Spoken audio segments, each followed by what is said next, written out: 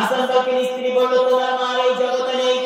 কাল রাতে জানাজা হয়ে গেল, আর যাওয়ার সময় বলে গিয়েছিল, মরণের সময় বলে গিয়েছিল, আমার সন্তান হাসান যেন আমার মুখ না দেখে।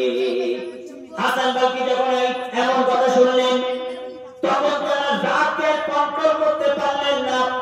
পাশে ছিল একটা ধারালো তরবারি, পাশে ছিল একটা ধারালো অস্ত্র।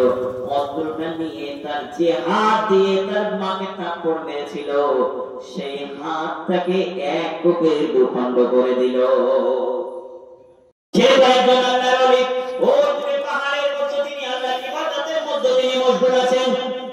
মালিক বিন দিনার খুঁজতে হাসান বলকির গুহার মধ্যে চলে গেল। মালিক বিন দিনার খুঁজতে হাসান বলকির গুহার মধ্যে যাওয়ার পরে তিনি দেখছেন যে হাসান বলকি নামাজের মধ্যে আছে। নামাজ পড়া শেষ হওয়ার পরেই তিনি সালাম দিচ্ছেন, আসসালামু আলাইকুম ইয়া মালিক বিন দিনার। মালিক বিন দিনার অবাক, কি ব্যাপার? এই লোককে আমি চিনি না, এই লোক আমাকে চেনে না। নামাজ শেষ করলো, শেষ করার পরে তিনি কিভাবে আমাকে সালাম দিল? এটা আশ্চর্যের বিষয় যে মালিক বিন দিনারের যে হাসান বলকির হজ কবুল করা হবে না, সেই হাসান বলকি কিভাবে আমার নাম জানলো? এটা তো একটা বড় চিন্তার বিষয়। এবার হাসান বলকি বলল, তোমার একটা ঘটনা, মালিক বিন দিনার তুমি কেন এসেছো সেটাও আমি জানি।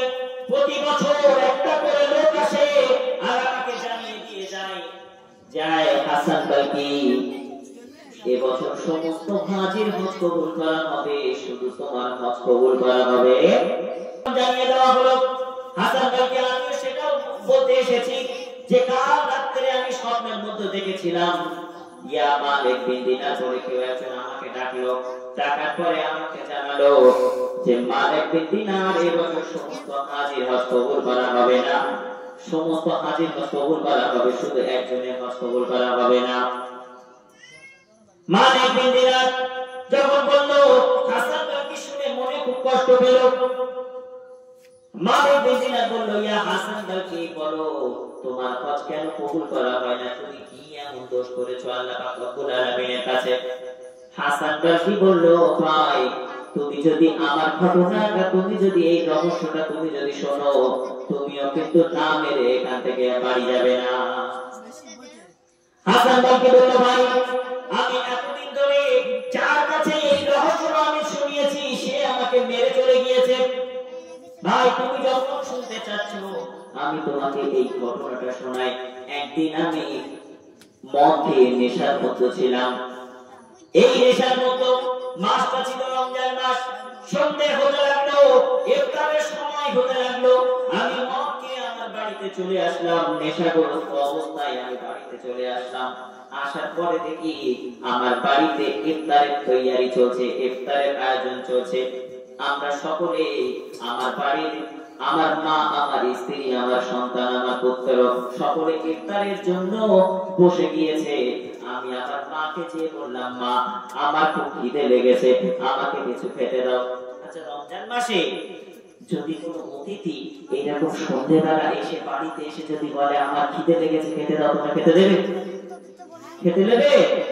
তাকে দাঁড়িয়ে দেবে না যে তুমি রোজায় নেই? যদি কোনো মানুষ কারণ ছাড়া যদি রোজায় না থাকে আর রমজান মাসের বিকালে যদি তোমার বাড়িতে এসে খাবার চায়, তোমার কর্তব্য যত ঘনিষ্ঠ আত্মীয় হোক না কেন তাদেরকে না খেয়ে রেখে দেওয়া। আগে ইফতার হয়ে যাক, তারপরে খাওয়া দাওয়া। এমন ভাবে আমি যখন আমার মায়ের কাছে খেতে চাইলাম, আমার মা রাগান্বিত হলো, আমাকে বললো একটু তো স্মরণ করো, মাসটা হচ্ছে রমজান মাস, রোজার সময় তুমি তো রোজাই নেই, ইফতারের সময় হয়ে গিয়েছে, কিছুক্ষণ পরে ইফতারের টাইম, আর তুমি এই সময় এসে আমার কাছে খাবার চাচ্ছ, একটু তো স্মরণ করো। মালিক বিন দিনার যখন এই ঘটনা মনোযোগ দিয়ে শুনছে, হাসান বলকি এই কথা শোনার পরে তার মাকে জোর করে একটা থাপ্পড় মারলো। মা তার থাপ্পড়ের যন্ত্রণা সহ্য না করতে পেরে ছটফট করতে করতে সেই যে চুলার মধ্যে রান্না হচ্ছিল সেই চুলার মধ্যে পড়ে গেল। এমন ভাবে হাসান বালকির মা সেই চুলার আগুনের মধ্যে দাও দাও করে জ্বলে সে নিহত হয়ে গেল। হাসান বালকিকে ঘরের মধ্যে দরজা দেওয়া হলো। তার মা ওসিয়ত করলো, আমার সন্তান যেন আমার মুখটা যেন না দেখে। আচ্ছা, মা যদি এই ওসিয়ত করে তাহলে সন্তান কি আমার মনে করে যে সন্তান কি কোনোদিন জান্নাতের আশা করতে পারবে? জান্নাতের ঘেরান করতে পারবে? জান্নাতের আশপাশ দিয়ে যেতে পারবে? কখনো না। এমন ভাবে যখন রাত গড়িয়ে সকাল হয়ে গেল, হাসান বালকি দেখলো তার স্ত্রী ব্যাগ গোছাচ্ছে। কোথায় যাবে? বলল, আমি বাপের বাড়িতে চলে যাব। কেন যাবে? হাসান বালকির স্ত্রী বলল, যে সন্তান তার মায়ের যোগ্য সন্তান হতে পারলো না, সেই মায়ের সেই সন্তান কিভাবে আমার যোগ্য স্বামী হতে পারে? এই কথা যখন শুনলো হাসান বালকি বলল, তার মানে তুমি কি বোঝাতে চাইছো? আমার মা কোথায়? আমার মা কোথায় আছে তুমি আমাকে বলো। নিশার ঘোর কেটে গিয়েছে, মায়ের খোঁজ চলছে।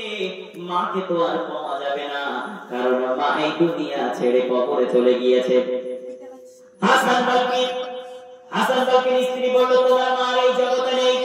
কাল রাতে জানাজা হয়ে গেল, আর যাওয়ার সময় বলে গিয়েছিল, মরণের সময় বলে গিয়েছিল, আমার সন্তান হাসান যেন আমার মুখ না দেখে। হাসান বালকি যখন এমন কথা শুনলেন, তখন তারা রাগকে কন্ট্রোল করতে পারলেন না। পাশে ছিল একটা ধারালো তরবারি, পাশে ছিল একটা ধারালো অস্ত্র। অস্ত্রটা নিয়ে তার যে হাত দিয়ে তার মাকে থাপ্পড় মেরেছিল, সেই হাতটাকে এক কোপে দুখণ্ড করে দিল। যখন শুনলো যে তোমার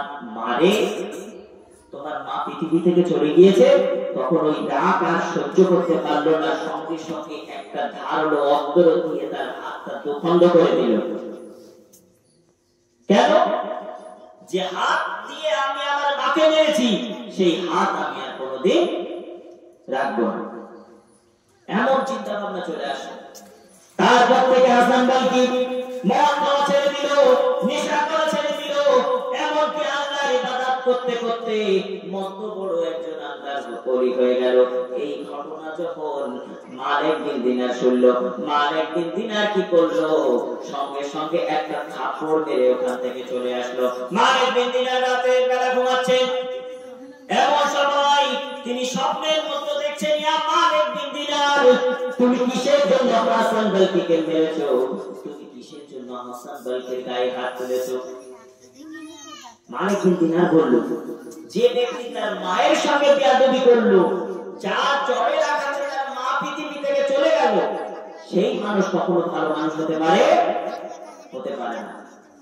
তো আমি সেই জন্য তাকে একটা থাপ্পড় মেরে আমি চলে আসলাম। স্বপ্ন দেখা সেই ব্যক্তি আবার বলল, যাও মালিক বিন দিনার, হাসান বালকি হলো একজন জান্নাতি মানুষ।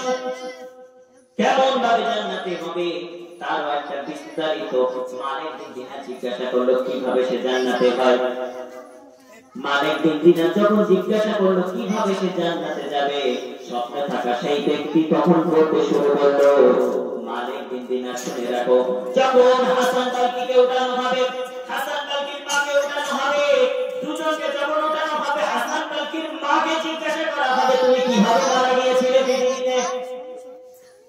হাসান বালকির মা তখন বলবে যে আমার সন্তান নেশাগ্রস্ত অবস্থায় ছিল, এমন সময় সে ইফতারির সময় খাবার চাইতে এসেছিল, আমি দেইনি বলে আমার সন্তান আমাকে থাপ্পড় মেরে আমি তার যন্ত্রণা সহ্য না করতে পেরে ওই আগুনে দাও দাও করে পুড়ে মারা গিয়েছিলাম। আল্লাহ রাব্বুল আলামিন বলেন, ফেরেশতারা ওই হাসান বালকিকে ধরো, ওই জান্নাতের পাশ দিয়ে তুমি নিয়ে যাবে না, ওই জান্নাতের পাশ দিয়ে তুমি তার জান্নাতটা যেন তার নজরে না আসে, তুমি তাকে মারতে মারতে নিয়ে গিয়ে সোজা জাহান্নামের মধ্যে নিক্ষেপ করে দাও। ফেরেশতারা সেই অনুপাতে তাকে জাহান্নামে নিয়ে যাবে। এমন সময় হাসান বালকির মা তখন সন্তানের দিকে ফিরবে, সন্তান মায়ের দিকে ফিরবে। এমন ভাবে জান্নাত জাহান্নামে যখন ফেলতে যাবে, হাসান কালকির মা বলে উঠবে, রব্বুল আলামিন আমি তো এই সন্তানকে 10 মাস 10 দিন পেটে রেখেছিলাম, সন্তানের শত কষ্ট আমি সয়েছিলাম, আমি যদি চাইতাম আমি সন্তানকে মেরে ফেলে দিতে পারতাম।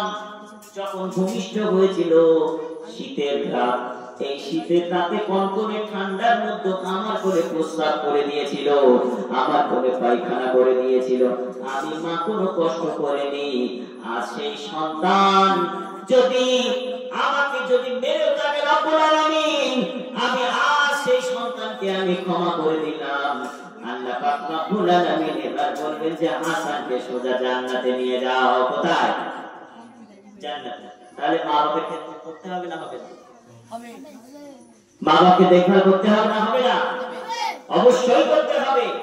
যে সন্তান তার মা বাবাকে খেদমত না করবে, যে সন্তান তার মা বাবার অবাধ্য হবে, সেই সন্তান কোনোদিন জান্নাতের সুখ ফেরার পর্যন্ত পাবে না। এমনভাবে বিভিন্ন রকমের নিয়ম নীতি আল্লাহ পাক রব্বুল আলামিন সবকিছু সৃষ্টি করেছেন, বিভিন্ন রকমের নিয়ম নীতি মানুষকে দিয়েছেন, যেগুলো নিয়মগুলো আমাদেরকে কষ্ট হয় না।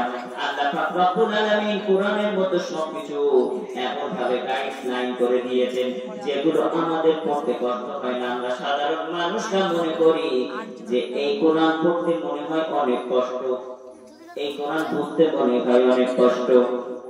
আল্লাহ পাক রব্বুল আলামিন তিনি বলেন যে আমি কোরআনকে বোঝার জন্য এবং মুখস্থ করার জন্য কবিতার মতো করে আমি পাঠিয়েছি। আমরা একটু খেয়াল করলে দেখা যায় আল্লাহ পাক রব্বুল আলামিন তিনি সূরা রহমানকে আমরা খেয়াল করি, আল্লাহ পাক রব্বুল আলামিন সূরা রহমানের মধ্যে তিনি বলেন আর রহমান আল্লামাল কুরআন খলাকাল ইনসান আল্লামাহুল বায়ান। সকল আয়াতের শেষে নুন আছে কি নেই? মিম আছে কি নেই? কবিতার একটা নিয়ম হলো যে কবিতার আগে পরে যাই হোক না কেন কবিতার শেষ অক্ষরে কিন্তু মিলতে হবে, যদি না মেলে সেটা কিন্তু কবিতা পড়তে মজা আসে না, কবিতা পড়তে মজা আসে না, মিল থাকতে হবে। আল্লাহ পাক রব্বুল আলামিন পুরো কোরআন শরীফটাই মিল লেগে লেগে বানিয়েছেন। কেমন? আমরা প্রতি নামাজে পড়ি সূরা ফাতিহা, সেই সূরা ফাতিহা আল্লাহ পাক রব্বুল আলামিন কেমন ভাবে বানালেন? আলহামদুলিল্লাহি রাব্বিল আলামিন আর রাহমানির রহিম মালিকি ইয়াউমিদ্দিন ইয়াকা না'বুদু ওয়া ইয়াকা নাস্তাঈন। মিল আছে না? মিল আছে তো?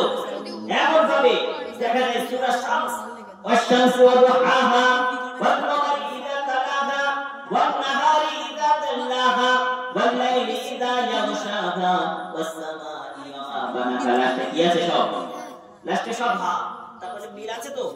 তাহলে মানুষদের পড়তে অসুবিধা হবে? সবার জন্য আল্লাহ পাক রব্বুল আলামিন এই কোরআনকে সহজ করে দিয়েছেন।